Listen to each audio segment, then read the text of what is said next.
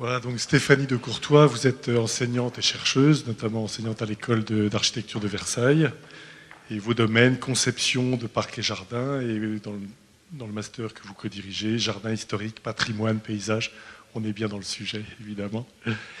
Et vous êtes là donc comme grand témoin, un peu comme ce matin, c'est à la fois pour nous dire un petit peu ce que vous faites, mais aussi quel écho vous faites dans vos pratiques et vos actions d'aujourd'hui, en lien avec les trois exposés que nous venons d'entendre.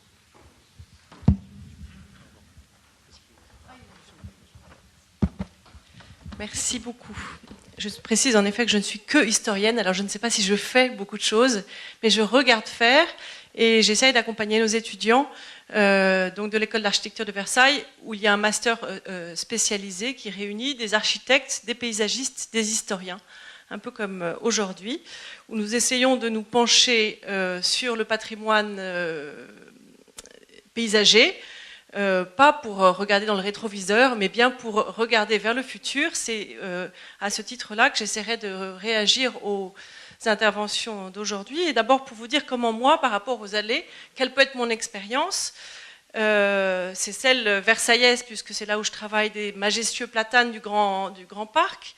C'est celle aussi parisienne du cours La Reine, par exemple, ou des Champs-Élysées, qui ont été revisités par Alphand.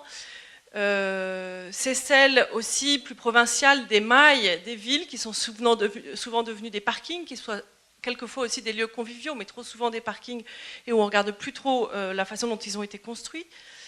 C'est aussi celle des allées de Jinko extraordinaires à Tokyo, des sombres allées des temples japonais, c'est aussi celle des allées des cyprès en Toscane ou des peupliers de Lombardie, puisque j'habite en Italie.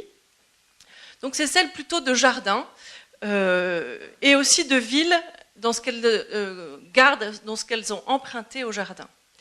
Mon expérience des allées aussi, c'est celle d'une enseignante qui voit des étudiants chaque année, quand on leur fait regarder des allées, qui observent d'une manière extrêmement différente selon leur formation le même objet, c'est-à-dire que suivant qu'ils soient historiens, géographes, jardiniers, urbanistes, ils ne voient pas la même chose. Et peut-être qu'aujourd'hui, nous tous dans cette salle ne voyons pas la même chose quand nous regardons ces différentes allées magnifiques qui nous étaient montrées.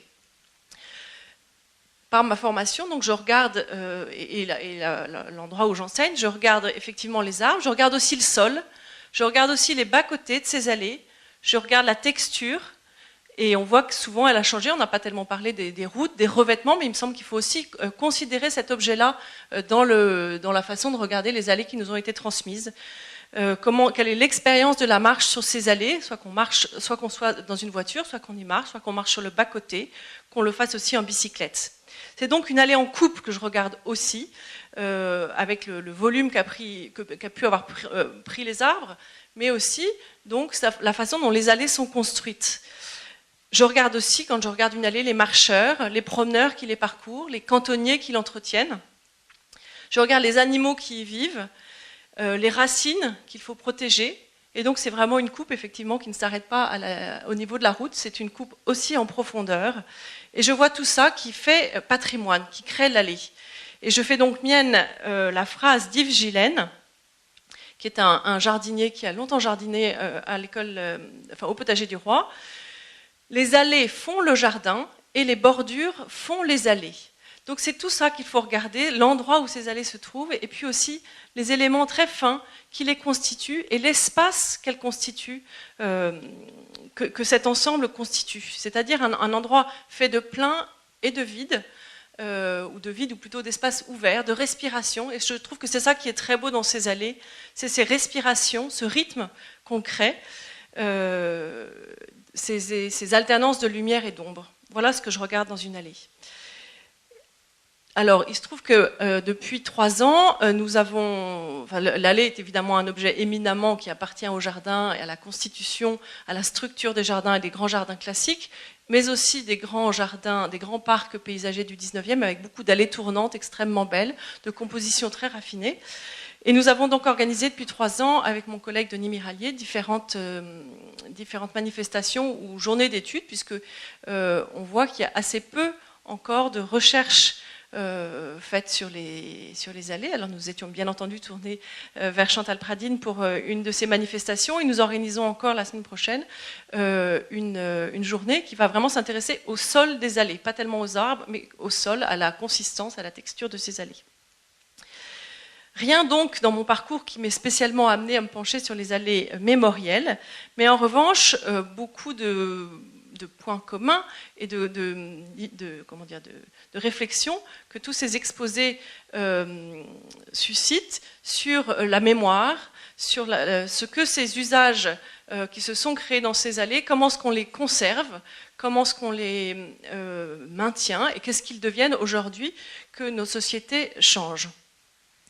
J'ai retenu grosso modo quatre points qui font particulièrement écho dans ce que j'ai entendu aujourd'hui. Le mot inventaire, bien entendu. Alors en France, un inventaire des allées mémorielles, que je sache, il n'y en a pas, vous me détromperez, ni non plus d'ailleurs d'inventaire des jardins mémoriels liés à la Grande Guerre. Alors il y a des initiatives, mais qui n'ont pas encore de caractère national. Je sais qu'on a récemment protégé dans les Hauts-de-France un jardin, enfin des cimetières, un ensemble de cimetières. Il pourrait y avoir effectivement une politique un peu globale, une incitation, et j'imagine que vos efforts vont dans ce sens-là.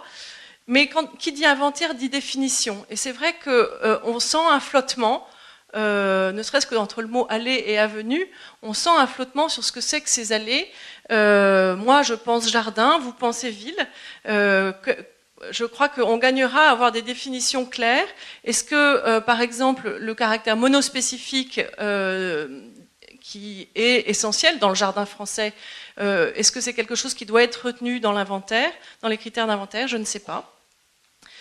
Et qui dit inventaire dit aussi réflexion sur le parallèle avec le patrimoine 20e, qui s'appelle plus patrimoine 20e, architecture contemporaine remarquable. Et finalement, ces allées mémorielles, elles sont aussi, elles pourraient être protégées aussi à ce titre-là de quelque chose de contemporain, d'une façon de dessiner l'espace contemporaine. Il me semble que ça pourrait être une piste, puisque la politique de l'inventaire des jardins est, on va dire, un peu mise en silence, en repos. En revanche, celui sur le patrimoine 20e progresse beaucoup. Et puis aussi une protection à bonne échelle.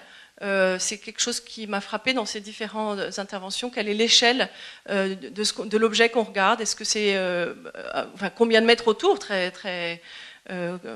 de manière très concrète.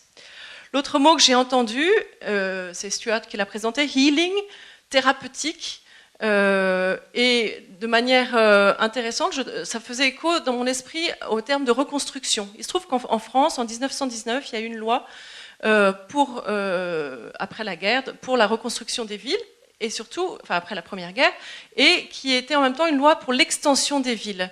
Et donc, quel est ce processus, le caractère parallèle qu'il y a entre on soigne une mémoire, on soigne les plaies d'une grande blessure, et puis on reconstruit une ville et on l'étend en même temps. Et je trouve que donc c'est en 1919 qu'il y a eu cette loi sur les extensions de villes, dont se sont emparés les paysagistes. Les paysagistes n'avaient plus de grands parcs à faire, ils se sont mis à dessiner des villes et aussi des allées. Et il me semble qu'il pourrait y avoir, du côté, en tout cas pour la recherche, une piste à creuser du côté de ces plans d'extension de ville, puisque ce sont les paysagistes, encore une fois, qui les ont faits. Troisième chose qui m'a interpellée, ou plutôt une question que je me suis posée, le statut du sol. On a beaucoup parlé initiative privée, et aujourd'hui, si on cherche de l'argent, c'est plutôt vers l'État et vers l'initiative publique. Et c'est un projet qui semble être de nature à pouvoir être effectivement soutenu par la communauté. À quel moment ces initiatives privées sont-elles devenues publiques? Ce n'est pas quelque chose que j'ai très bien compris dans les exposés. Et voilà, comment s'est fait ce basculement? Il me semble que ça a des conséquences importantes en termes de la façon dont ils ont été plantés, ces espaces, quelle était la bande de ce terrain qui avait été donnée, et comment est-ce qu'on pouvait construire au bord.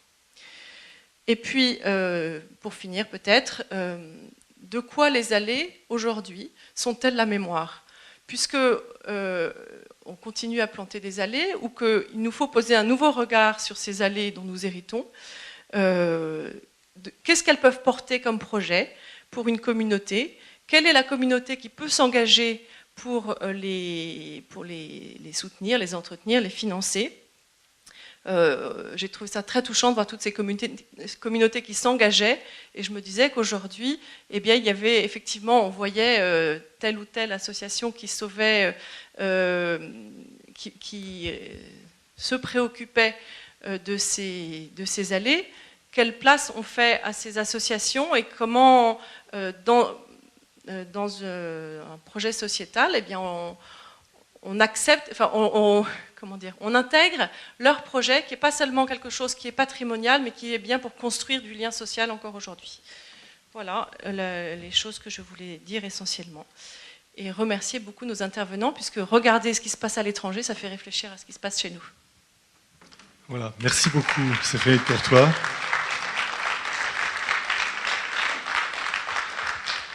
Merci beaucoup pour ces 4 traits d'union, hein, inventaire, thérapeutique, statut du sol et allée, mémoire de quoi.